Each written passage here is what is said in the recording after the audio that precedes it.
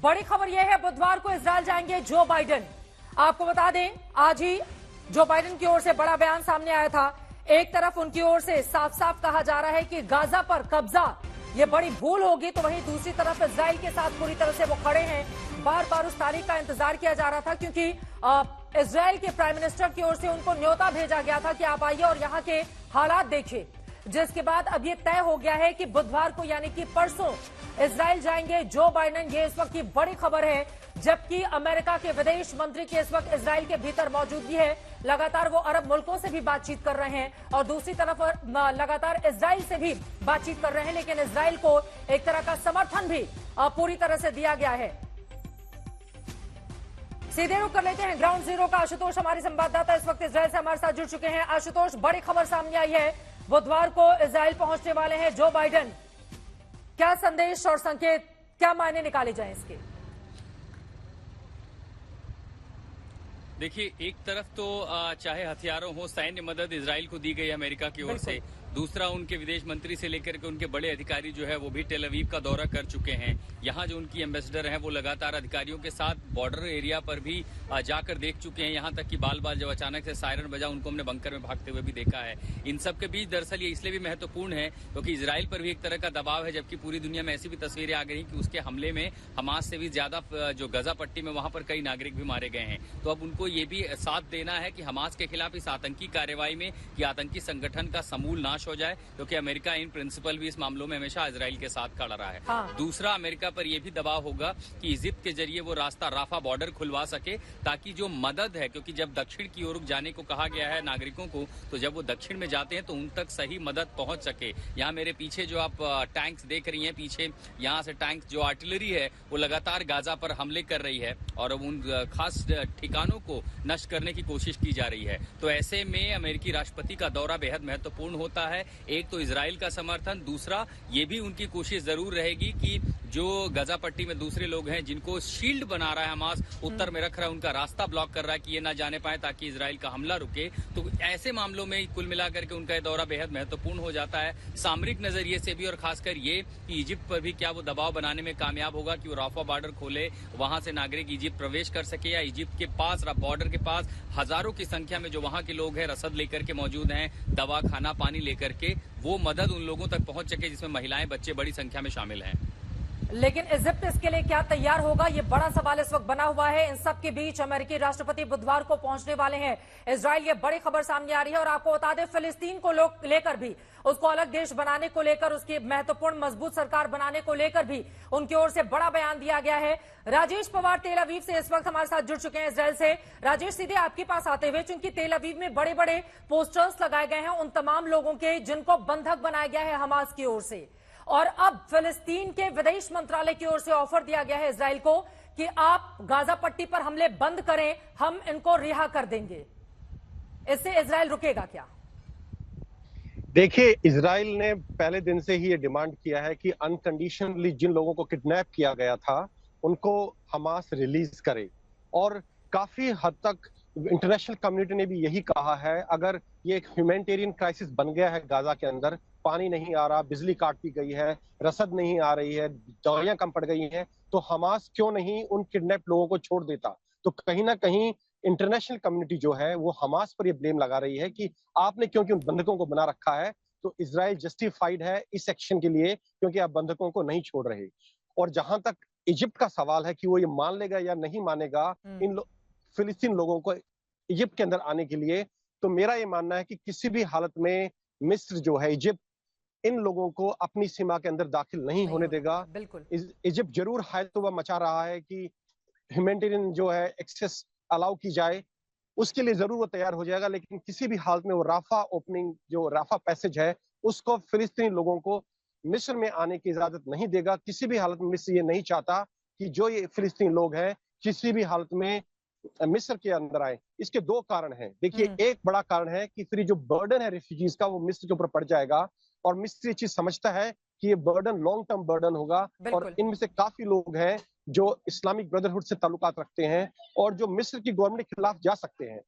दूसरा बड़ा रीजन इसका ये है कि अगर फिलिस्तीनी लोग निकलने शुरू हो गए गाजा पट्टी से, तो वो वक्त दूर नहीं है जब सारे फिलिस्तीनी वहां से निकल जाएंगे। और वो इजराइल के लिए एक बड़ी मुनासिब सिचुएशन बन जाएगी कि वो पूरा गाजा पट्टी को फिर इजराइल में शामिल कर ले बिना किसी फिलिस्तीनी के वहां पर। तो ये दो बड़े कारण हैं जिसके कारण मैं समझता हूं मिस्र किसी भी हालत में फिलिस्तीन लोगों को अपनी सीमा के अंदर दाखिल नहीं होने देगा। आप दोनों का फिलहाल के लिए बहुत शुक्रिया। राजेश आपका भी, आशुतोष मिश्रा आपका भी, इस पूरी जानकारी के लिए। आगे भी जानकारी आपसे हम लेते रहेंगे। तो इजिप्ट की ओर से इजाजत नहीं दी जाएगी, जैसा कि राजेश इस वक्त हमें जानकारी देते हुए। लेकिन कुल मिलाकर स्थितियां किस तरह से बदलती हुई चली जा रही हैं, इस सब के बीच जो बाइडेन जब इजराइल पहुंचेंगे तो क्या कोई बीच का रास्ता निकलेगा, क्योंकि फिलिस्तीन को अलग देश के तौर पर भी उनकी ओर से बड़ा बयान दिया गया है। लेकिन उसके पहले जल्दी से कुछ और जानकारी आप तक पहुंचाते हैं। इजराइल और हमास की ये लड़ाई कहां थमती है कहना मुश्किल है, क्योंकि इजराइल भले कह रहा हो कि लड़ाई हमास से है, फिलिस्तीन से नहीं है। फिलिस्तीन भले बोल रहा हो कि हमास उनका प्रतिनिधित्व नहीं करता, लेकिन दरअसल लड़ाई की जड़ में यरूशलेम है। सारा विवाद उसी को लेकर है। वैसे यरूशलेम के लिहाज से इजराइल का सांस्कृतिक इतिहास बेहद प्राचीन है, क्योंकि यहूदी धर्म ग्रंथों के मुताबिक उनकी संस्कृति हजारों साल पुरानी है। लेकिन कालांतर में ईसाई और फिर इस्लाम धर्म के आविर्भाव के कारण यरूशलेम अन्य धर्मावलंबियों के कब्जे में जाता रहा और यहूदी दर बदर भटकते रहे। 19वीं सदी में अंग्रेजों ने पहले विश्व युद्ध के बाद फिलिस्तीन में यहूदियों को बसाना शुरू किया और सेकेंड वर्ल्ड वॉर के बाद जब यूएन बना तो पहला फैसला इजराइल फिलिस्तीन का ही हुआ और तभी इजराइल का वजूद पहली बार धरती पर आया। 14 मई 1948 को एक एक करके आपको जानकारी देते हैं। आप देखेंगे जब हुई जंग और बदला नक्शा, 14 मई 1948 को इजराइल बनाया गया। 14 मई 1948 को डेविड बेन गुरियन ने इजराइल की स्थापना की। नक्शा कुछ इस तरह का था कि गाजा पट्टी समेत पश्चिम दक्षिण का ये कोना, उधर पूरब में वेस्ट बैंक और उत्तर का कुछ इलाका मिलाकर फिलिस्तीन को करीब 42% जमीन दी गई। बाकी की 55% जमीन इजराइल को मिल गई थी और करीब 3% जमीन जो यरूशलेम वाली थी वो अंतर्राष्ट्रीय प्रशासन में छोड़ दिया गया था। यहां पर आपको दिखा रहे हैं यरूशलेम यूएन प्रशासन को छोड़ दिया गया था। ये यहां पर आप देख रहे हैं ये पूरा का पूरा हिस्सा। लेकिन अरब देशों को ये बात कतई मंजूर नहीं था। 5 अरब देशों ने उसी साल इजराइल पर जबरदस्त तरीके से हमला कर दिया। 1949 में युद्ध तो रुका, लेकिन शांति स्थापित नहीं हो पाई।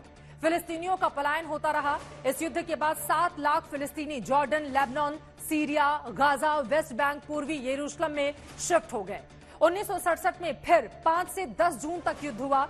उसकी भूमिका कुछ ऐसी बनी कि 1966 के नवंबर में सीरिया और इजिप्ट में सैन्य समझौता हुआ। इसके तुरंत बाद वेस्ट बैंक से, जो कि तब जॉर्डन के कब्जे में था, यहां पर आपको हम दिखा रहे हैं जब जंग हुई तो कैसे नक्शा बदलता हुआ चला गया।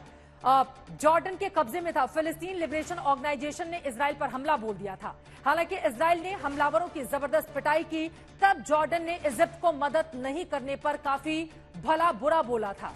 इसके बाद इजिप्ट ने कठोर कदम उठाने शुरू कर दिए थे और उस समय एक अलग तरह का रिश्ता भी देखने को मिला था। यहां पर हम आपको दरअसल ये बताने की कोशिश कर रहे हैं कि जंग के बाद हालात भी किस तरह से बदले थे और मैप भी किस तरह से बदलता हुआ चला गया। 19 मई 1967 को इजिप्ट ने यूएनईएफ की फोर्स को गाजा और सिनाई से भगा दिया और 23 मई को तिरान की खाड़ी में इजराइल के जहाजों की आवाजाही बंद कर दी थी। इसके बाद 30 मई को जॉर्डन और इजिप्ट में सैन्य समझौता हो गया। 31 मई को इराक की सेना जॉर्डन पहुंच गई थी। तिरान खाड़ी को बंद करने की हरकत को इजराइल ने युद्ध की शुरुआत माना था और काफी ज्यादा आक्रामकता उस वक्त देखने को मिली थी। 5 जून को युद्ध शुरू हो गया, 6 दिन में खत्म हो गया। इसके बाद इजराइल ने आधे इजिप्ट पर भी कब्जा कर लिया। आज बार बार इस बारे में जिक्र हो रहा है कि आखिर इजिप्ट उन शरणार्थियों को जो कि फिलिस्तीनी हैं उनको अपनी सीमा के भीतर प्रवेश देने देगा या फिर नहीं देने देगा। इस पर फिलहाल रोक लगाकर रखी गई है। जरा इतिहास के झरोखे में भी झांक कर देखिए कि इजिप्ट का किस तरह का रोल रहा है। इजिप्ट पर कब्जा कर लिया था। नक्शा ऐसा हो गया जैसा कि इस वक्त आप देख रहे हैं अपनी टीवी स्क्रीन पर। उत्तर में गोलन हाइट से लेकर दक्षिण में इजिप्ट का पूरा सिनाई इजराइल ने कब्जा कर लिया था। इस बीच कई बार लड़ाइयां हुई और एक दूसरे के बीच सैन्य टकराव हुआ। लेकिन इसी बीच 2002 में अरब देशों ने इजराइल से रिश्ते सामान्य करने के लिए जस्ट सॉल्यूशन नाम का एक प्रस्ताव रखा था। सीरिया गोलन हाइट तक कब्जा करने के बाद अगर आगे का मैप भी हम दिखा पाए, सामान्य करने के लिए इजराइल से रिश्ते जस्ट सॉल्यूशन नाम का प्रस्ताव रखा था। प्रस्ताव था कि 1967 में कब्जा किए गए हिस्से इजराइल छोड़ देगा। 2005 में इजराइल ने इजिप्ट के सिनाई और गोलन हाइट से कब्जा छोड़ भी दिया, लेकिन गाजा पट्टी से फिर हमले शुरू हो गए। 2006, 8, 12, 14, 2021 कई बार फिलिस्तीनियों ने रॉकेट छोड़े। इजराइल की ओर से भी हवाई हमले किए गए और यह हमला वार पलटवार ऐसे ही चलता रहा, लेकिन इस बार हमास के आतंकवादियों ने इजराइल के अंदर घुसकर बेगुनाह इजरायलियों का नरसंहार कर डाला। इसी का नतीजा ये आज का युद्ध। इस वक्त टीवी स्क्रीन पर जो अलग अलग तस्वीरें निकलकर सामने आ रही हैं उसके बारे में हम आपको जानकारी दे रहे हैं। लेकिन बात यही नहीं थमती।